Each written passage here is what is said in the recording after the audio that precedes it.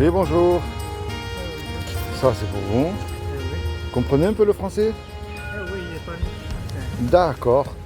Ben moi, je fais ce qu'on appelle, vous savez, des petites vidéos YouTube. Je suis youtubeur. Oui. Vous connaissez YouTube? Oui. Ah ben moi, je vais dans la rue Mhm. pour dire aux gens qu'un jour ou l'autre, toi et moi, on va mourir. Ah, ok.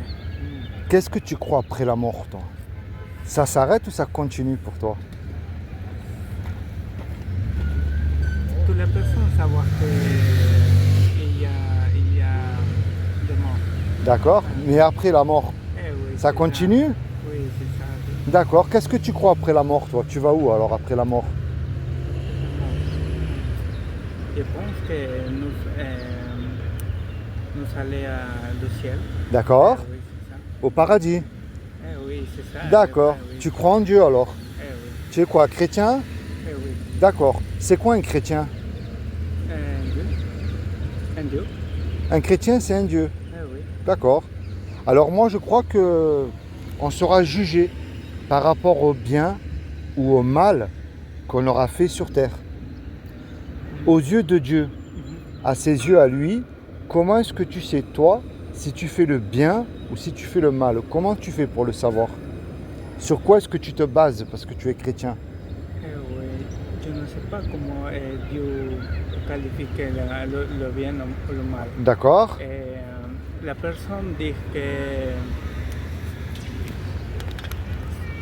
Comment dire? La personne dépend de la culture. D'accord, de la Oui. culture. Ok. Oui, c'est ça. D'accord. Mais Dieu, savoir que comment qualifier le bien, le mal. D'accord. Oui. Est-ce que tu connais la loi des 10 commandements? C'est les 10 commandements de Dieu. Et elle est belle cette loi parce que même si je ne te connais pas, on peut se tutoyer. C'est plus facile, hein? Oui. Même si je ne te connais pas, moi, elle montre que j'ai pas le droit de te juger. Tu vas voir. Il y a un commandement qui dit tu ne mentiras pas. Est-ce que ça t'est déjà arrivé de dire un mensonge? T'as jamais menti? T'as déjà menti un peu, une fois. Oui. Il y en a un autre qui dit tu ne voleras point. Oui. Est-ce que tu as déjà volé quelque chose? Non. Moi, oui. Oui. Et moi, oui. Pourquoi? Quand j'étais jeune. Eh, il y en a un qui dit tu honoreras toujours tes parents. Est-ce que tu as toujours obéi à tes parents? Moi aussi. Hein. Il y en a un qui dit tu mettras toujours Dieu en premier dans ton cœur. Est-ce que tu mets Dieu tout le temps en premier dans ton cœur? Difficile, hein? Et un dernier, il y a un commandement qui dit tu ne commettras point d'adultère. Mais Jésus, le Christ, a dit quiconque a regardé un homme ou une femme avec de la convoitise a déjà commis un adultère dans son cœur. On a déjà regardé même une image qu'il ne fallait pas. Tu vois pourquoi elle est belle cette loi? J'ai pas le droit de te juger parce que j'ai fait la même chose que toi, moi. Mais moi maintenant, je reviens vers toi avec la loi des 10 commandements. Tu as admis que tu étais un menteur, un adultère de cœur. Tu n'as jamais honoré tes parents parce que tu leur as déjà désobéi. Si Dieu te juge là, tout de suite, est-ce que tu es coupable ou innocent? Moi, je suis coupable devant Dieu. Oui, mais je ne sais pas. Et on est coupable. Tu vois pourquoi on ne veut pas répondre à cette question? Pourquoi c'est coupable? Parce qu'on a cassé la loi. Dans la Bible, il y a écrit, lorsqu'on casse un seul commandement, c'est comme si on les a tous cassés. Tu vois? Dieu est tellement saint. La sainteté de Dieu, elle est tellement pure, plus pure que le cristal, plus pure qu'un diamant. On ne peut pas l'approcher comme ça, c'est pas possible. Dieu, il n'a pas dit tu peux mentir pour faire le bien, je te pardonnerai. Non, non, non. Tu ne mentiras point. Et ça, c'est terrible. Hein. Et là, on mérite l'enfer. Tous. Il n'y a personne qui est bon aux yeux de Dieu. Ni les religieux, ni qui tu veux toi. Hein. Mais ça, c'est la mauvaise nouvelle. C'est comme si que tu te regardes le matin dans un miroir et tu t'aperçois que tu es un pécheur, que tu es souillé par le péché aux yeux de Dieu.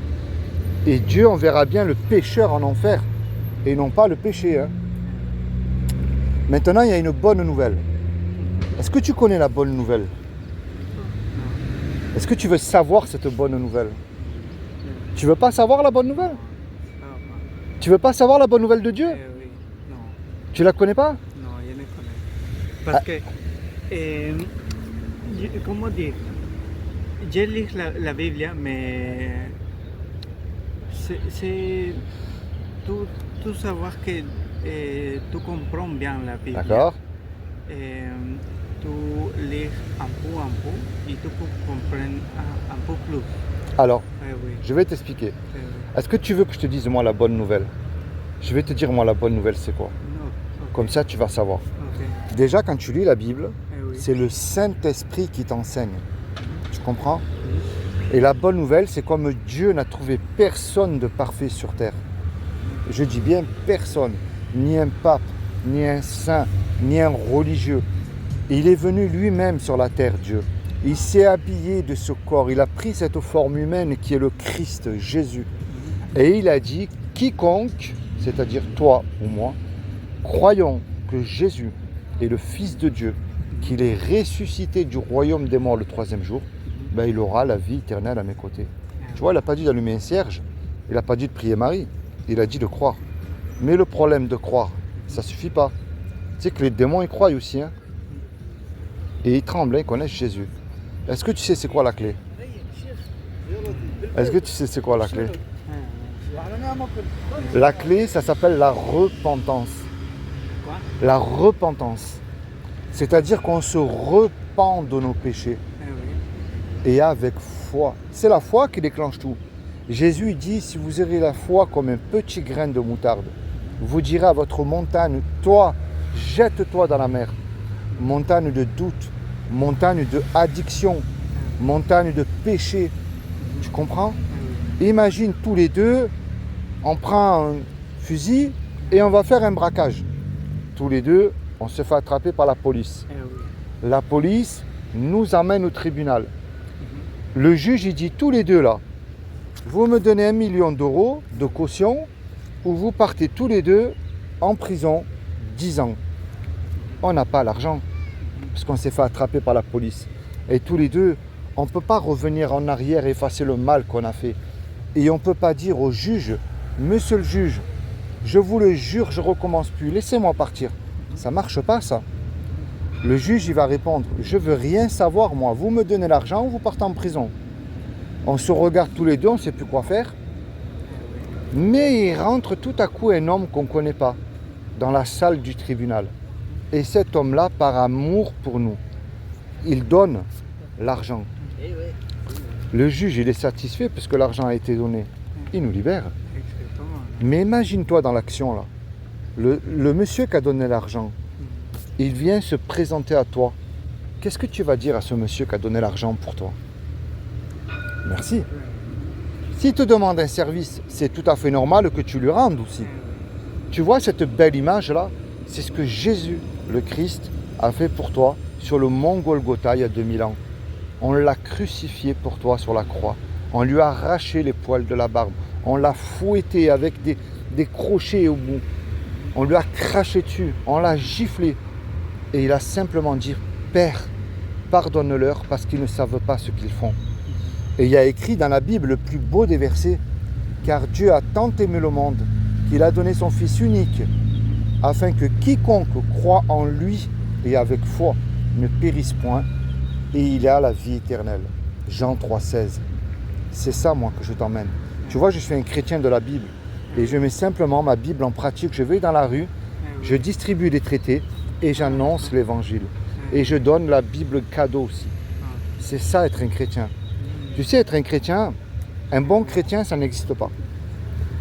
Mais il y a une différence entre je connais Jésus et je continue à vivre comme monsieur et madame tout le monde, ou je connais Jésus et je deviens son esclave, son disciple, et je mets en pratique la Bible tous les jours dans ma vie. Même si quelqu'un me dit, c'est pas bon d'évangéliser, c'est dur, non. Jésus nous a dit, allez. Il n'a pas dit de dire amen à tout ce que dit le pasteur. Il a dit, allez annoncer l'évangile. Toi, tu vas voir tes amis, tu fais la même chose. C'est ça, être un chrétien. C'est comment ton prénom? Julio. Julio. Eh oui, Moi c'est Philippe. Tu es de quel pays toi? Pérou. Du Pérou. Eh oui, c'est Oh, ça. je rencontre alors un Péruvien. Et ici? Oui. Toi, Péruvien. Eh oui, c'est ça, péruvien. Ah, ben, c'est vrai. Il y a les églises chrétiennes là-bas au Pérou, non? Eh oui, c'est ça, c'est les chrétiens. D'accord. Toutes les personnes du Pérou, Ouais, c'est chrétien, catholique.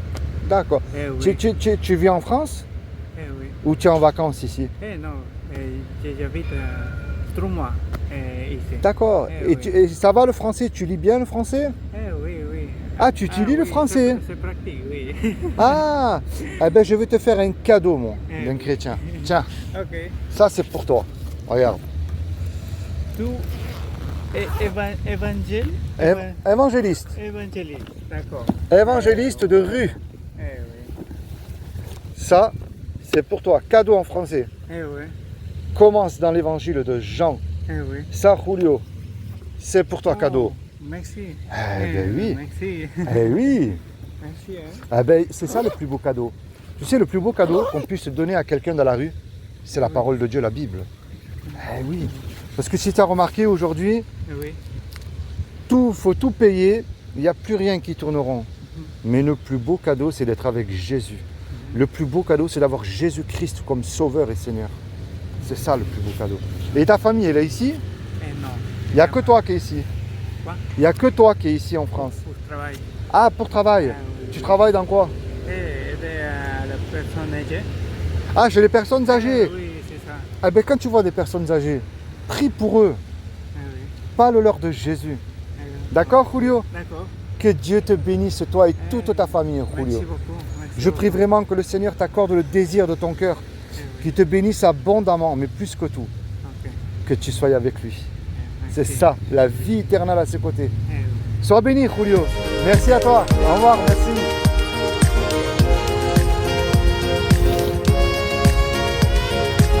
Et bonjour. 1 million. Deuxième million. Deuxième million. Deuxième million. Non, c'est pas grave. Bonne journée.